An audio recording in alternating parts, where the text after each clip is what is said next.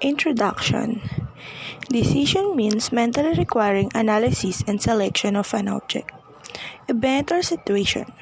It is important that a person always make the right decision.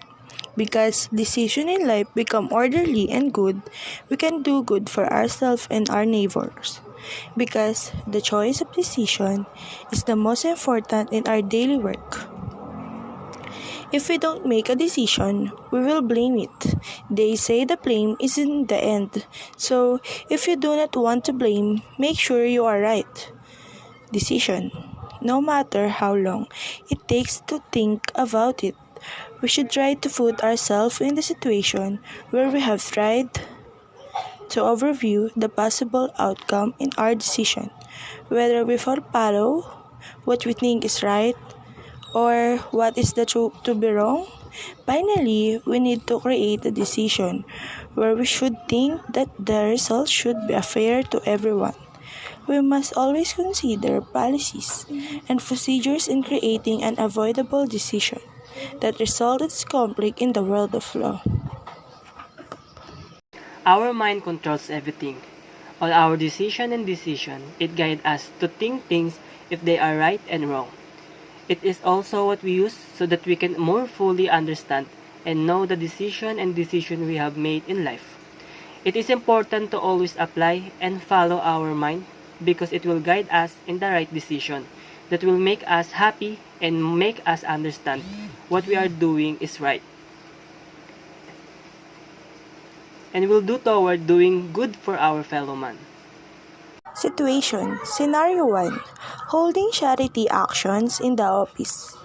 Angela, the bank employee, approaches Justin, the bank manager, and says, "My daughter is seeking treatment for heart disease, and I don't have a health insurance policy. My salary is insufficient to meet the medical expenses. Over the years, I've been collecting autograph albums of various artists. I would like to seek for your permission to hold a charity action in the office. I will also send pillars to the client of our bank. Everyone is welcome to bid for these albums, so I can raise money for the medical treatment of child."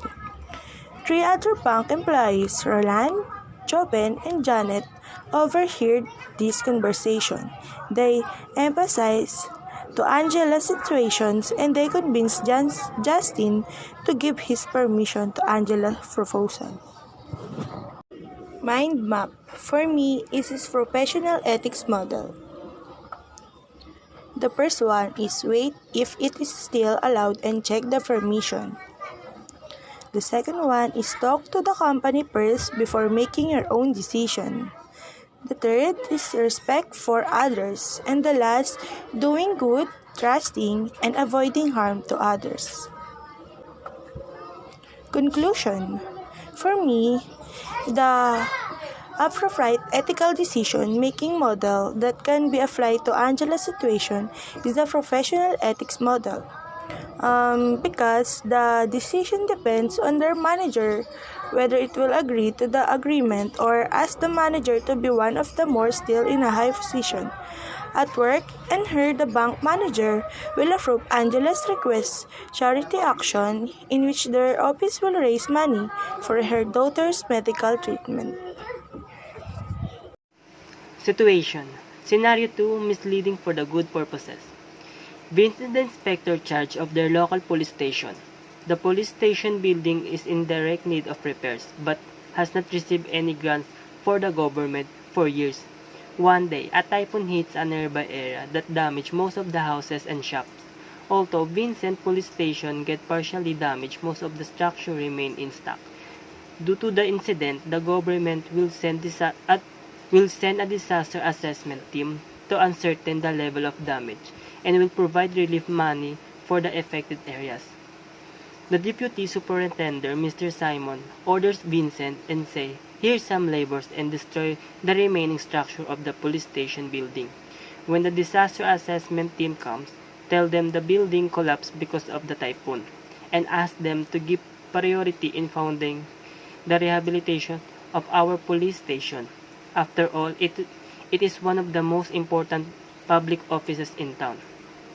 Vincent wants to do right things and disobey his boss, but all the back of his mind, he also considered that his boss right and the result will be beneficial for the police station. In our mind map for the belief is first, truth and facts, second, benefit of other, third, intangible defer, and for the behavior, first, emotion and attitude, tangible, immediate, and self-interest. In my conclusion, the disparity between belief and behavior is that belief is something that someone believes, while behavior is that way of how something behaves.